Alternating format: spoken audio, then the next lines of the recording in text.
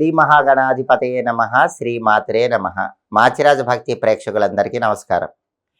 జనవరి 14వ తేదీ నుంచి జనవరి 20వ తేదీ వరకు ద్వాదశ రాశుల వారికి వారఫలాలు ఏ విధంగా ఉండబోతున్నాయో, ఈ వారంలో పంచగ్రహ కూటమి ప్రభావం ఏర్పడుతున్న తరుణంలో పంచగ్రహ కూటమి ద్వాదశ రాశుల మీద ఎలాంటి ప్రభావాన్ని కలిగింపజేస్తుందో, ఈ పంచగ్రహ కూటమి ప్రభావం ఎప్పటి వరకు ఫలితాలను ఇస్తుందో, అలాగే ఈ వారం ద్వాదశ రాశుల వారికి అనుకూల ఫలితాలు రావాలంటే, వ్యతిరేక ఫలితాలు తొలగింపజేసుకోవాలంటే ఏ దేవీ దేవతల ఆలయ దర్శనం చేయాలో, ఎటువంటి మంత్రాలు జపించుకోవాలో, ఏ స్తోత్రాలు చదువుకోవాలో, సకల దేవతా స్వరూపమైన గోమాతకి ఎలాంటి ఆహారం తినిపించాలో, ఎలాంటి ద్రవ్యాలు దానం ఇవ్వాలో, ద్వాదశ రాశుల వారికి పంచగ్రహ కూటమిని పరిగణనలోకి తీసుకుంటూ వారఫలాలు ఏ విధంగా ఉండబోతున్నాయో ఈ వీడియోలో మనం తెలుసుకుందాం.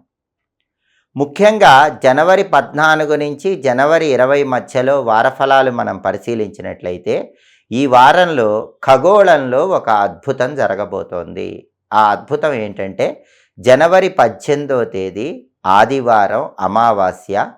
ఆ రోజు సాయంత్రం సరిగ్గా 4:40 ఖగోళంలో చంద్రుడు మకర రాశిలోకి ప్రవేశిస్తున్నాడు.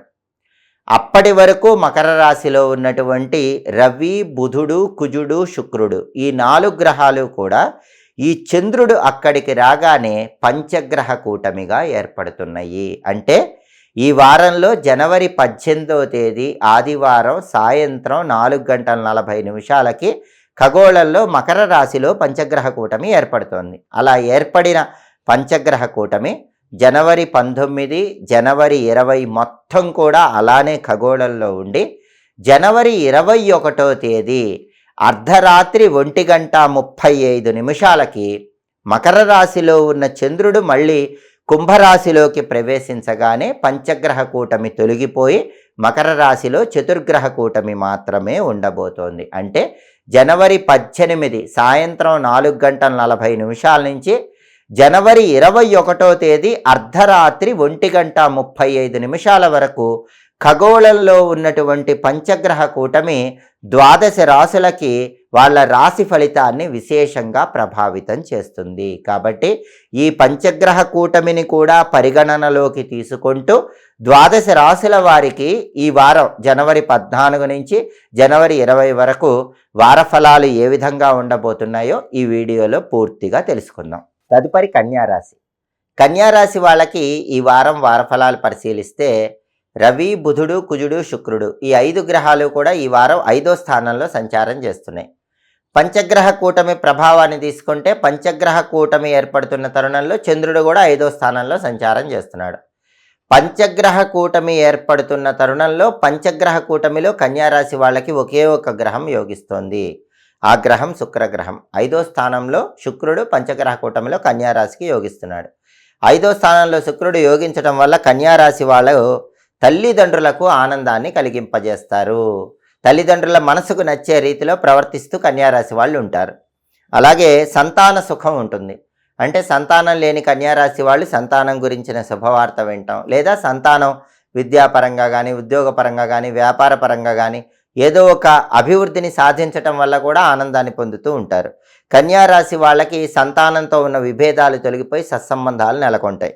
అలాగే తరచూ విందు భోజన ప్రాప్తి యోగం ఉంది. బ్రహ్మాండమైన రుచికరమైన భోజనాన్ని కన్యారాశి వాళ్ళు స్వీకరించగలుగుతారు. అలాగే ధన ఆదాయం పెరుగుతుంది. రుణ బాధల నుంచి సులభంగా బయటపడగలుగుతారు. క్రింది ఉద్యోగుల మన్ననలు పొందగలుగుతారు. పంచమంలో శుక్రుడు పంచగ్రహ కూటమిలో ఏం చేస్తాడంటే కన్యారాశి వాళ్ళ కింద ఎవరు పనిచేస్తున్నా సరే వాళ్ళందరూ కూడా కన్యారాశి వాళ్ళని మెచ్చుకుంటూ ఉంటారు. అలాగే చక్కటి ప్రోత్సాహాన్ని కన్యారాశి వాళ్ళు పొందగలుగుతారు. మిత్రుల అండదండలు కన్యారాశి వాళ్ళు పొందగలుగుతారు. కన్యారాశి వాళ్ళ మాటకు విలువ, గుర్తింపు అనేవి 5వ స్థానంలో శుక్రుడి సంచారం వల్ల పంచగ్రహ కూటమిలో ఏర్పడబోతున్నాయి. అయితే పంచగ్రహ కూటమి తొలగిపోగానే చతుర్గ్రహ కూటమి మాత్రమే ఉంటుంది.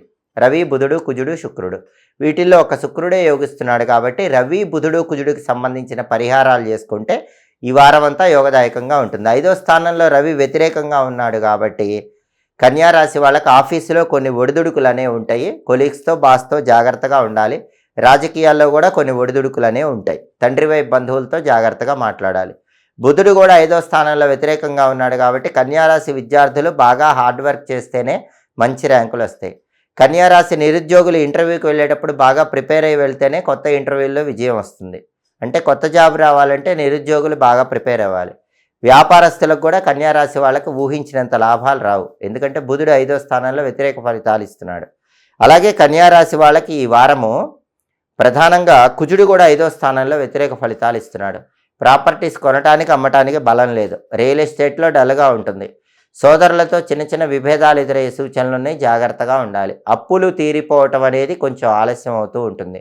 బ్యాంక్ లోన్లు శాంక్షన్ అవ్వటం కూడా ఆలస్యం అవుతూ ఉంటుంది. కుజుడు ఈ వారం కన్యారాశికి వ్యతిరేక ఫలితాలు ఇస్తున్నాడు. అంటే వారఫలాలు చూసే 4 గ్రహాల్లో రవి, బుధుడు, కుజుడు, శుక్రుడు, వీటిల్లో శుక్రుడు మాత్రమే యోగిస్తున్నాడు.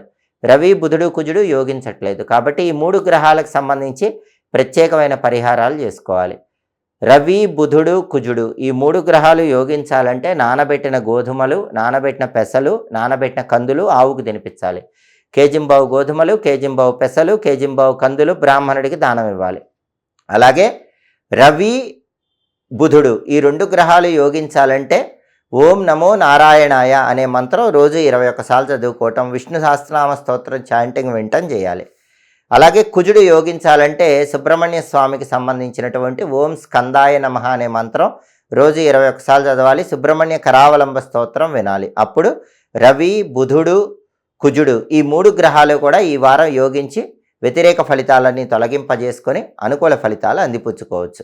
కాబట్టి ప్రధానంగా కన్యారాశి వాళ్ళకి ఈ వారం ఏర్పడుతున్నటువంటి పంచగ్రహ కూటమిలో శుక్రుడు యోగించటం వల్ల అనుకూల ఫలితాలు ఉన్నప్పటికీ పంచగ్రహ కూటమి పూర్తి కాగానే పంచగ్రహ కూటమిలో మిగిలిన 3 గ్రహాలు యోగించటం లేదు. కాబట్టి రవికి, బుధుడికి, కుజుడికి సంబంధించినటువంటి ప్రత్యేకమైన పరిహారాలు పాటించుకోవడం ద్వారా వ్యతిరేక ఫలితాలన్నీ తొలగింపజేసుకొని అనుకూల ఫలితాలు అందిపుచ్చుకోవచ్చు. జీవితంలో వ్యతిరేక ఫలితాలు ఎక్కువగా వస్తున్నప్పుడు వ్యతిరేక ఫలితాలన్నీ తొలగింపజేసుకోవటానికి, అనుకూల ఫలితాలు అందిపుచ్చుకోవటానికి ఇంటి యజమానికి అదృష్టం కలిసి రావటానికి, ఇంట్లో పిల్లలకు అదృష్టం కలిసి రావటానికి ఆడవాళ్ళు పుట్టింటికి వెళ్ళినప్పుడు పుట్టింటి నుంచి వచ్చేటప్పుడు కొన్ని ప్రత్యేకమైన వస్తువులు తెచ్చుకోవాలని మనకి సంప్రదాయ గ్రంథాల్లో చెప్పారు. అయితే ఎటువంటి సమస్యలున్నా సరే ఆ సమస్యలన్నీ తొలగింపజేసుకోవాలంటే ఆడవాళ్ళు పుట్టింటికి వెళ్ళినప్పుడు తల్లిగారి చేతుల మీద దీపారాధన కుందులు తీసుకొని ఆ దీపారాధన కుందులు అత్తవారింటికి తెచ్చుకోవాలి. తల్లి చేతుల మీదుగా తీసుకున్న దీపారాధన కుందుల్లో 41 రోజుల పాటు ప్రదోష కాలంలో అంటే సాయంకాలం పూట 5:15 నుంచి 5:45 మధ్య ప్రాంతంలో పూజ గదిలో ఆవు నెయ్యితో దీపారాధన చేసినట్లయితే 41 రోజులు పూర్తయిపోయిన తర్వాత అష్టలక్ష్ముల అనుగ్రహం కలుగుతుంది. కుటుంబంలో యజమానికి అదృష్టం బాగా కలిసి వస్తుంది, పిల్లలకు అదృష్టం బాగా కలిసి వస్తుంది. కుటుంబంలో అందరూ కూడా జీవితంలో ఉన్నత స్థాయికి ఎదగగలుగుతారు. కాబట్టి ఆడవాళ్ళు ఎప్పుడైనా సరే పుట్టింటికి వెళ్ళినప్పుడు కష్టాలు ఎక్కువగా ఉంటే వాటన్నిటి నుంచి బయటపడాలంటే మీ తల్లిగారి చేతుల మీదుగా దీపారాధన కుందులు తీసుకొని మీ ఇంటికి వచ్చి 41 రోజులు ఆ కుందుల్లో దీపం పెట్టండి. అద్భుతమైన ఫలితాలు కలుగుతాయి. అది కూడా ఆవు నెయ్యి దీపాన్ని వెలిగించండి. ఒకవేళ పెళ్లి కావలసిన అమ్మాయిలు ఉంటే తల్లి చేతుల మీదుగా దీపారాధన కుందులు తీసుకొని 41 రోజులు ఇంట్లో దీపం ఆవు నెయ్యితో పెడితే మనసుకు నచ్చిన వ్యక్తిని జీవిత భాగస్వామిగా పొందవచ్చు. ఒకవేళ దీపారాధన కుందులు వెండివి తీసుకోవటానికి తగినంత స్తోమత లేని వాళ్ళు మట్టి దీపారాధన కుందులైనా సరే తీసుకోవచ్చు. అంటే మట్టి ప్రమిదలైనా సరే తల్లి చేతుల మీదుగా తీసుకోవచ్చు. అలా తల్లి చేతుల మీదుగా తీసుకున్నటువంటి దీపారాధన కుందుల్లో దీపాలు గనక అత్తవారింట్లో వెలిగించుకుంటే అమోఘమైన ఫలితాలు వస్తాయి. ఖచ్చితంగా జీవితంలో ధనలక్ష్మీదేవి సంపూర్ణమైన అనుగ్రహానికి సులభంగా పాత్రలు కావచ్చు. ఎప్పటికప్పుడు జ్యోతిష శాస్త్ర పరంగా వచ్చేటటువంటి గ్రహాల సంచారంలో మార్పుల గురించి తెలుసుకోవాలనుకుంటున్నారా? ఖగోళంలో వచ్చే మార్పులు తెలుసుకోవాలనుకుంటున్నారా? ఆ మార్పులను బట్టి గ్రహాల సంచారంలో వచ్చే మార్పులను బట్టి ఎటువంటి పరిహారాలు పాటించాలో తెలుసుకోవాలనుకుంటున్నారా? అయితే మా మాచిరాజు భక్తి ఛానల్ తప్పకుండా చూడండి. మా వీడియోస్ మీకు నచ్చినట్లయితే మా ఛానల్ లైక్ చేయండి, కామెంట్ చేయండి. మా ఛానల్ వీడియోస్ 10 మంది మిత్రులకు షేర్ చేయండి. మా ఛానల్ సబ్స్క్రైబ్ చేసుకోండి. పక్కన ఉన్న బెల్ సింబల్ నొక్కటం మాత్రం మర్చిపోకండి. సర్వే జనాః సుఖినో భవంతు. స్వస్తి.